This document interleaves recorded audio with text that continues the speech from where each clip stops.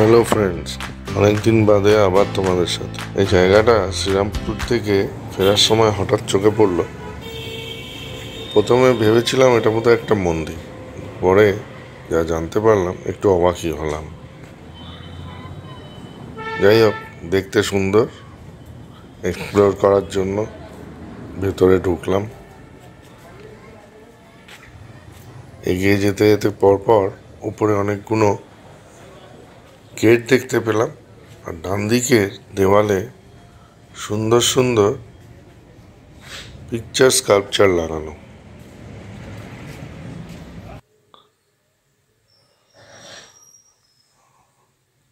দেখতে খুব মনোরম, খুবই সুন্দর। ডান দিকে একটা উপরে ঘর আছে, একটা নিচে ঘর আছে।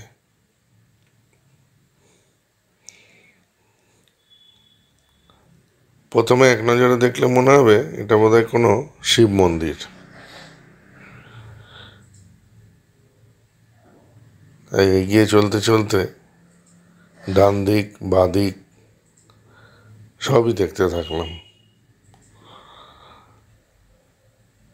খুবই সুন্দর করে সাজানো, চোখ ধাঁধিয়ে যাওয়ার মতো।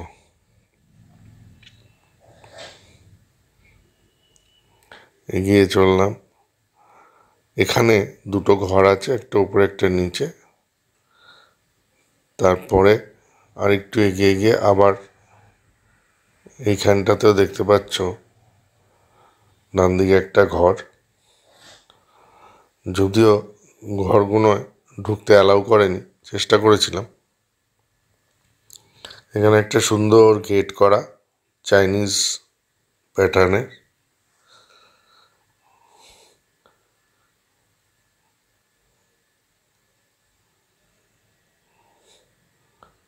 আরও ভেতরে ঢুকলাম।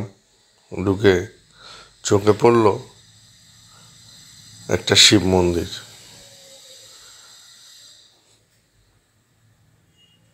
প্রচুর আলো দিয়ে সাজানো,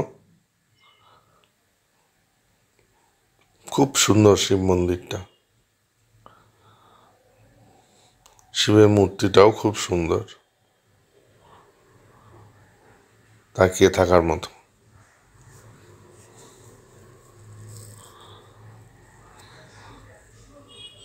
এটা দেখার পর আমরা আর একটু বাঁ দিক ডান দিক এগুলো দেখবো বলে এগিয়ে চললাম।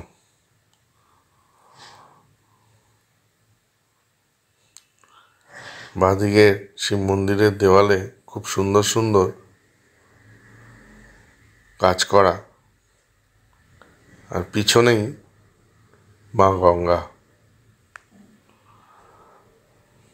সন্ধে হওয়াতে ছবিটা খুব ক্লিয়ার না হলেও দেখতে ভালোই লাগছিল। একদম গঙ্গার গায়ে এমন সুন্দর একটা জায়গা, সত্যি দেখে মুগ্ধ হয়ে গেলাম।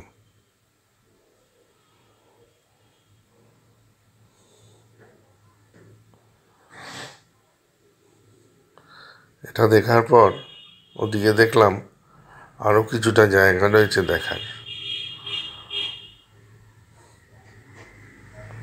তাই গুটি গুটি পায়ে এগিয়ে চললাম ওই দিকে।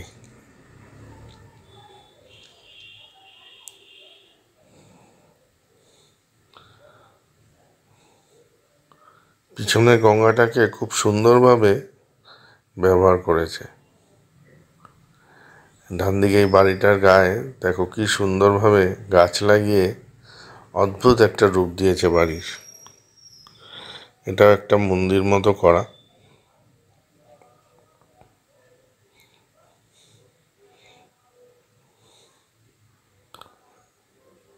ঘরটার গায়ে একটা অ্যাকোয়ারিয়াম রয়েছে, ভিতরে বসার জায়গা। এটা হচ্ছে গেস্ট রুম। আরও একটু এগিয়ে চলতে থাকলাম।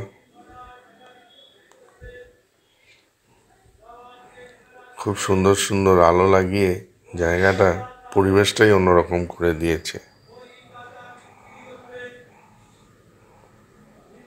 তাই যতটা যাওয়া যায় চেষ্টা করলাম যেতে। এখানে ডান দিকে সুন্দর সুন্দর মডেল দাঁড় করানো রয়েছে। এখানে একটা পাহাড় তৈরি করা আছে, সামনে জল। মনে হয় যখন ইউজ হয় এই জলটায় ফোয়ারা টোয়ারাও হয়তো থাকতে পারে। তাই ভাবলাম একটু পেছন দিকটাও দেখে আসি। এখানে একটা ফাঁকা মাঠ রয়েছে। পেছন দিকটায় চলতে চলতে দেখলাম প্রচুর মডেল ডান দিকে দাঁড় করানো, আর বাঁদিকে দেওয়ালে প্রচুর স্কাল্পচার লাগানো। খুবই সুন্দর জায়গাটা।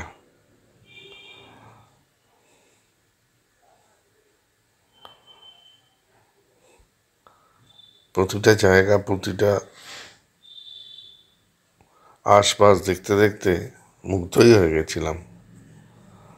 আসলে এই জায়গাটা কি, এটা খুব জানতে ইচ্ছে করছিল। ভাবলাম ফিরে যাওয়ার সময় একবার জেনেই নেব এটা মন্দির নাকি অন্য কিছু। যাই হোক, চলো, দেখা তো হলো। এবার আবার দেখতে দেখতে ফিরি মূল গেটের দিকে। এখানে খোপে একটা শিব বসানো রয়েছে, ওই ভেতর দিকে একটা শিবলিঙ্গ রয়েছে।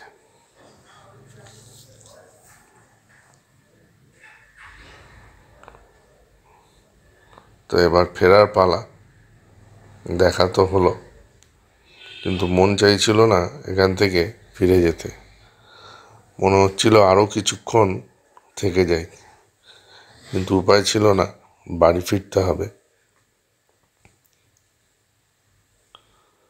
বাঁদিকে একটা ফাঁকা মাঠ রয়েছে, এখানেও হয়তো কিছু হয়। খুবই সুন্দর পরিবেশ।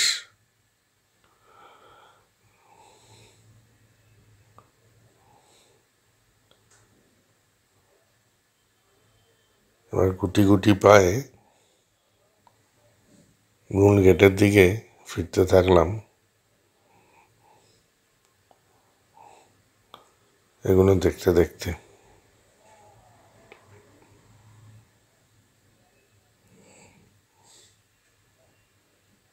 আমি আর সাথে আমার ওয়াইফ ছিল, আমরা দুজনেই মুগ্ধ জায়গাটা দেখে। অদ্ভুত সুন্দর। যাই হোক, পরে ওখানকারই একজনকে জিজ্ঞেস করে জানতে পারলাম এটা একটা ব্যাংকুয়েট হল। এটা যে কোনো অনুষ্ঠান পারপাসে ভাড়া দেওয়া হয়। আমার এক্ষুনি মনে নেই, তবে যতদূর মনে পড়ছে বলেছিল এটার ভাড়া 2.5 লাখ টাকা, 2.5 lakhs।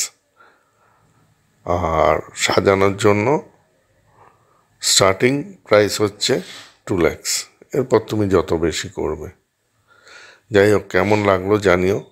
আর এই জায়গাটার নাম কি বলেছিল এক্ষুনি মনে পড়ছে না। তোমরা যদি কেউ জানো একটু মেসেজ করে আমাকে একটু জানিও এই জায়গাটার নাম কি আর কেমন লাগলো। অবশ্যই মেসেজ করে জানাবে। আর লাইক আর সাবস্ক্রাইব করতে ভুলো না, কেন তোমাদের সাবস্ক্রাইব আর লাইকেই আমাদের মোটিভেশন বাড়ে। Thank you to all.